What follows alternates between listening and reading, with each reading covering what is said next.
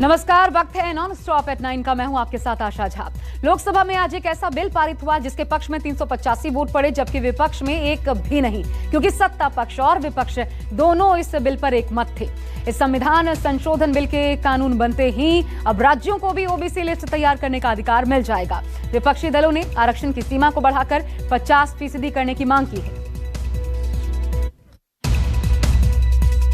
देश की सबसे बड़ी पंचायत में आज बिल्कुल भी हंगामा नहीं दिखा, क्योंकि लोकसभा में जिस बिल को पास होना था उस पर सरकार और विपक्ष की एक राय थी। मुद्दा पिछड़े वर्ग की जनगणना से जुड़ा था और चुनाव जीतने के लिए सरकार और विपक्ष दोनों में से कोई भी इस वोट बैंक को नजरअंदाज नहीं कर सकता था। आज एक बहुत ही ऐतिहासिक दिन है और हम ऐसे महत्वपूर्ण संशोधन विधेयक पर यहाँ पर चर्चा कर रहे हैं जो सामाजिक और शैक्षिक रूप से पिछड़े वर्गों के कल्याण के लिए प्रावधान करने के जो राज्य के अधिकार हैं उसका सम्मान करने वाले संघीय ढांचे को बहाल करने के लिए। यह संशोधन ओबीसी की अपनी राज्य सूची को बनाए रखने के लिए, राज्य सरकारों को शक्ति बहाल करने के लिए संशोधन आवश्यक है। प्रदेश जब आंदोलन करने लगे कि हमारे अधिकारियों को, हमारे जो अधिकार है, ये अधिकार को छीना ना जाए। आप इससे सबक सीख लिया कि नहीं, इतने जस्ती करना सही नहीं होगा। चलो एक अमेंडमेंट लाया जाए। यूपी में चुनाव है, उत्तराखंड में चुनाव है, वगैरह वगैरह इलाका में चुनाव है। चलो लोगों को फिर खुशी करने के लिए कोई ना कोई तोहफा के रूप से कुछ दिया जाए। हम समर्थन करते हैं। लोकसभा में आज ये बिल पास हो गया और अब इसे राज्यसभा में पेश होना है। दोनों सदनों से इस संविधान संशोधन बिल के पास होने के बाद राज्यों को भी जातीय आधार पर जनगणना का अधिकार हासिल हो जाएगा। Bureau report, news 24। इधर आज एक बड़ी खबर सामने आई। रेसलिंग फेडरेशन ऑफ इंडिया ने आज स्टार रेसलर विनेश फोगाट को अस्थायी रूप से निलंबित कर दिया। फेडरेशन ने फोगाट पर टोक्यो ओलंपिक के दौरान अनुशासनहीनता का आरोप लगाते हुए उन्हें नोटिस जारी किया है और 16 अगस्त तक इसका जवाब मांगा है। कुश्ती संघ के अध्यक्ष ब्रजभूषण शरण सिंह ने तो विनेश को खोटा सिक्का तक कह डाला। देखिए। पूरे देश में टोक्यो ओलंपिक्स में भारत के बेहतरीन प्रदर्शन को लेकर खुशी की लहर है। हमारे साथ हैं कुश्ती संघ के अध्यक्ष ब्रजभूषण शरण सिंह, सांसद भी हैं। कुश्ती में 2 पदक आए हैं और बहुत तारीफें हो रही हैं। आपको लगता है कुछ और हो सकता था, क्योंकि यहीं पर आपने एक बार हम लोगों से वादा किया था 4 पदक। तो देखिए, मैंने कहा था कि मैं बड़ी जिम्मेदारी के साथ, तो आपने देखा होगा कि दीपक पूनिया जो है वहाँ 6 सेकंड के अंदर, 7 सेकंड के अंदर चूक गया। कुछ कमियां हैं, कुछ हुई है जो नहीं बताने लायक है, लेकिन 6 सेकंड के अंदर चूक गया। एक मेडल तो मेरा वो चला गया। लेकिन मेरा जो सबसे खोटा सिक्का निकला जिसने मारा, हमको बर्बाद कर दिया, उसका नाम है विनेश फोगाट। क्या हुआ? जैसे विनेश फोगाट को ओजीक्यू ने उसको जो है कोच दे दिया हंगरी का, और हंगरी में कोई कुश्ती है नहीं, लेकिन उस कोच ने सारा प्रोग्राम जो बनाया पूरे साल का वो हंगरी में बना लिया और अपनी पत्नी के साथ इसकी प्रैक्टिस कराता रहा। आप कह सकते हैं कि अपनी पत्नी के लिए उसने पार्टनर चुन लिया विनेश फोगाट। हाँ, और हमारा पैसा लेता रहा। और विनेश फोगाट का मेरा मानना है कि अगर इंडिया टीम के साथ गई होती और बच्चों के साथ गई होती तो निश्चित ये रिजल्ट ना आता। अब 16 अगस्त तक विनेश को इस मामले में जवाब देना है। इधर पूर्व कांग्रेस के अध्यक्ष राहुल गांधी ने जम्मू कश्मीर से केंद्र सरकार को सीधी चुनौती दे डाली। राहुल गांधी ने कहा, केंद्र सरकार को जम्मू कश्मीर का पूर्ण राज्य का दर्जा बहाल करना ही होगा। धरती की जन्नत जम्मू कश्मीर से आई ये 2 तस्वीरें इस बात की तस्दीक कर रही हैं कि राहुल गांधी के दिल में सियासत से ऊपर इस मिट्टी की विरासत है। तभी तो सूफी संतों की धरती पर पहुंचे राहुल गांधी ने सबसे पहले माता खीर भवानी के मंदिर में मत्था टेका, तो साथ ही हजरत बल दरगाह में इबादत करना भी नहीं भूले। मध्य कश्मीर के गांदरबल तुलमुला इलाके में माता खीर भवानी मंदिर में मत्था टेकने के बाद और पूजा के बाद अब राहुल गांधी यहां श्रीनगर के हजरत बल इलाके पहुंचे हैं।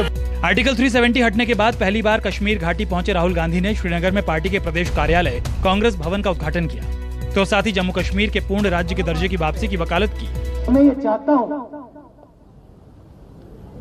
कि जो जम्मू और कश्मीर का स्टेटुड है वो जल्दी से जल्दी आपको वापस मिले और जो लोकतांत्रिक प्रोसेस है वो फिर से चालू हो।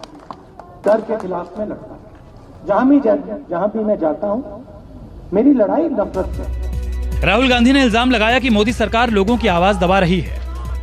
सिर्फ जम्मू और कश्मीर पर आक्रमण नहीं हो रहा है, आज आक्रमण पूरे हिंदुस्तान पर हो रहा है, मगर पार्लियामेंट में हमें बोलने नहीं देते, पार्लियामेंट में हमें दबा देते हैं।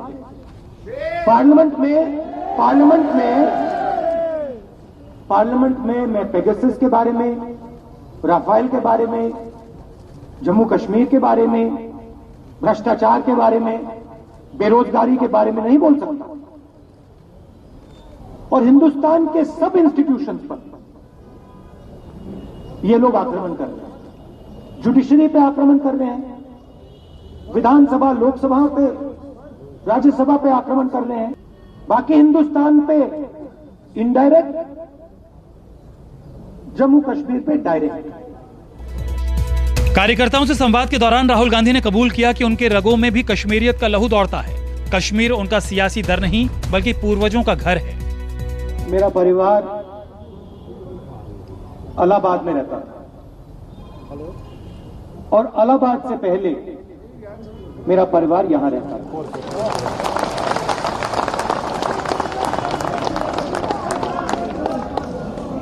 तो मैं ये कह सकता हूं, आपकी जो सोच है, जिसको हम कश्मीरियत कहते हैं, वो थोड़ी सी मेरे अंदर भी है। कश्मीर घाटी में राहुल गांधी के तेवर का संदेश यही है कि उन्होंने अब कथित वोट बैंक की राजनीति के इल्जामों के डर को डस्टबिन में डाल दिया है। चुनावी नफे नुकसान की चिंता छोड़ राहुल अब हर वो बात बेबाकी से बोल रहे हैं जिसे कहने में पिछले कुछ सालों से कांग्रेस कतराती दिख रही थी। आसिफ सुहाब, श्रीनगर, न्यूज़ 24। इधर मध्य प्रदेश विधानसभा परिसर में आज उस वक्त अजीबोगरीब हालात पैदा हो गए जब कांग्रेस के एक विधायक ने कुर्ता फाड़ प्रदर्शन शुरू कर दिया। विधायक ने चीख कर न सिर्फ सरकार के खिलाफ नारेबाजी की बल्कि अपना कुर्ता भी फाड़ डाला। श्योपुर से कांग्रेस के विधायक ग्वालियर चंबल में आई बाढ़ के मुद्दे पर विधानसभा में बोलना चाहते थे, लेकिन उनका आरोप है कि उन्हें अपनी बात रखने का मौका नहीं दिया गया। मध्य प्रदेश विधानसभा में कुछ अलग ही तस्वीर नजर आ रही है। मेरे सामने, ठीक सामने जो दिख रहे हैं, ये कपड़े फाड़ते हुए कोई और नहीं बल्कि एक विधायक हैं, श्योपुर से विधायक हैं और बाबू जांडिया इनका नाम है। और श्योपुर में जिस तरह से बाढ़ की तबाही हुई थी उसके बाद उस आवाज़ को उठाने विधानसभा पहुंचे। उनकी आवाज़ उठाने का तरीका यह है कि यहाँ पर देख सकते हैं आप तस्वीरों में कि कपड़े फाड़ते हुए नजर आ रहे हैं, कोई और नहीं बल्कि कांग्रेस से विधायक हैं। क्या जरूरत पड़ गई आपको विधानसभा में कपड़े फाड़ने की? मेरी विधानसभा श्योपुर में पूरा भारत से ये आपदा का संकट आया है। इसमें प्रशासक ने, प्रकृति से हम बच लेते, प्रशासक ने तैयारी करके हमारा नेट बंद कर दिया था, अलर्ट नहीं होने दिया, न कोई अलाउंस होने दिया। पूरी तरह से ये प्रशासक की कमी के कारण, सरकार की कमी के कारण श्योपुर बर्बाद हो चुका है। तो ये श्योपुर के विधायक दिख रहे हैं यहाँ पर विधानसभा में कपड़े फाड़ते हुए। ये तस्वीरें भी देखी जा सकती हैं, बिल्कुल अलग है क्योंकि विधानसभा में इस तरह से विधायक का कपड़े फाड़ के अपनी बात को रखना बिल्कुल अलग ही यहाँ पर देखने को मिल रही तस्वीर। कैमरा पर्सन कमरेश व्यास, विपिन श्रीवास्तव, भोपाल, न्यूज़ 24। बिहार से बाहर न तो नीतीश कुमार की पार्टी जेडीयू का कोई ठोस आधार है, न ही मुकेश साहनी की पार्टी वीआईपी का, लेकिन दोनों पार्टियों ने यूपी विधानसभा में 100 से लेकर के 200 सीटों पर चुनाव लड़ने का ऐलान कर दिया है और दोनों की नजर निषाद वोट बैंक पर है और उस वोट को फतेह करने के लिए दोनों ने बैंडिट क्वीन फूलन देवी को सहारा बना लिया है। देखिए कैसे। बिहार की राजनीति में सन ऑफ मल्लाह के नाम से मशहूर विकासशील इंसान पार्टी के अध्यक्ष मुकेश सहनी ने अब यूपी में पांव फैलाने के लिए कमर कस ली है। यूपी के निषाद वोटों पर नजरें गड़ाए बैठे मुकेश सहनी की पार्टी ने यूपी में 165 सीटों पर लड़ने का ऐलान कर रखा है। निषाद वोटरों में जाति की अस्मिता जगाने की खातिर सहनी ने फूलन देवी की जयंती पर यूपी में 51,000 मूर्तियां, 5 लाख लॉकेट और 10 लाख कैलेंडर भेजने का ऐलान किया। सहनी के मुताबिक ये सभी चीजें अगले 100 दिनों के भीतर यूपी के घर घर तक पहुंच जाएंगी। उत्तर प्रदेश में 50,000 प्रतिमा भेजने का काम करेंगे, 5 लाख लॉकेट उत्तर प्रदेश में भेजेंगे और 10 लाख कैलेंडर के साथ उत्तर प्रदेश में हर घर में, निषाद के घर में फूलन देवी होंगे। जो लोग फूलन देवी को मानने वाले लोग हैं उनके घर पे फूलन देवी का प्रतिमा होंगे।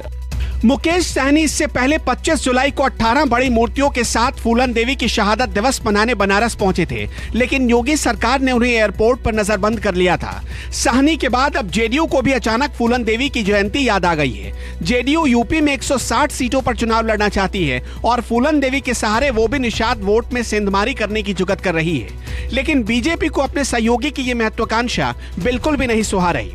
इधर जेडीयू भी एनडीए में जारी खींचतान पर तंज कस रही है। फूलन देवी जी पर जुल्म हुआ और उन्होंने प्रतिकार किया, तो हम लोगों को भी राजनीतिक रूप से हो या सामाजिक रूप से हो, हम लोगों को हमेशा इस बात के लिए तत्पर रहना चाहिए, तैयार रहना चाहिए कि अगर किसी तरह का किसी के ऊपर ज्यादती होता है, जुल्म होता है, तो हम लोग को उसका प्रतिकार करना चाहिए। यूपी में जिन लोगों ने ज़्यादा मूर्ति लगाई वो हाशिए पे यूपी की जनता उनको कर दी। फिर जो संकल्प लेके आ रहे हैं मूर्ति बांटने का, यूपी के लोग अब बहुत समझदार हैं और यूपी के लोग विकास में विश्वास करते हैं। एनडीए में सब कुछ ठीक ठाक नहीं है और चारों चक्का पंक्चर है। चारों इंजन कोई पूरब, कोई पश्चिम, कोई उत्तर, कोई दक्षिण खींच रहा है। अब बीजेपी अपने सहयोगियों को फलने फूलने देगी यूपी में, तब ना वो फूलन देवी की जयंती मनाएंगे। आज बैंडेड क्वीन फूलन देवी की जयंती है। निषाद वोट की बहुतायत देखकर सभी पार्टियां इसको भुनाने में लगी है। बिहार में बीजेपी की बड़ी ताकत से बेचैन नीतीश कुमार और मुकेश सहनी अब फूलन देवी के सहारे यूपी में बीजेपी को बेचैन करने की तैयारियों में जुट गए हैं। इधर यूपी समेत 5 राज्यों के चुनाव बीजेपी के लिए बेहद अहम है और यही वजह है कि प्रधानमंत्री मोदी ने यूपी के महोबा से मुफ्त रसोई गैस देने वाली योजना उज्ज्वला पार्ट 2 की शुरुआत कर दी। पीएम मोदी इन 5 राज्यों की नब्ज टटोलने के लिए नमो ऐप पर जनता की सीधी राय भी मांग रहे हैं। पीएम मोदी ने गरीब महिलाओं को मुफ्त गैस सिलेंडर देने वाली उज्ज्वला योजना के दूसरे चरण की शुरुआत कर दी है। पीएम मोदी ने वीडियो कॉन्फ्रेंसिंग के जरिए यूपी के महोबा जिले में लाभार्थी महिलाओं को योजना के तहत पहला गैस कनेक्शन सौंपा। सरकार का प्रयास अब इस दिशा में भी है कि आपकी रसोई में पानी की तरह गैस भी पाइप से आए। ये पीएनजी सिलेंडर के मुकाबले बहुत सस्ती भी होती है। नमस्कार, मैं हूं मानक गुप्ता। अगर आपको हमारा ये वीडियो पसंद आया हो तो इसे लाइक और शेयर जरूर करें और हां, हमें सब्सक्राइब और फॉलो करना ना भूलें ताकि आप देश और दुनिया की कोई खबर मिस ना करें। तो जुड़े रहिए हमारे साथ और देखते रहिए न्यूज़ 24।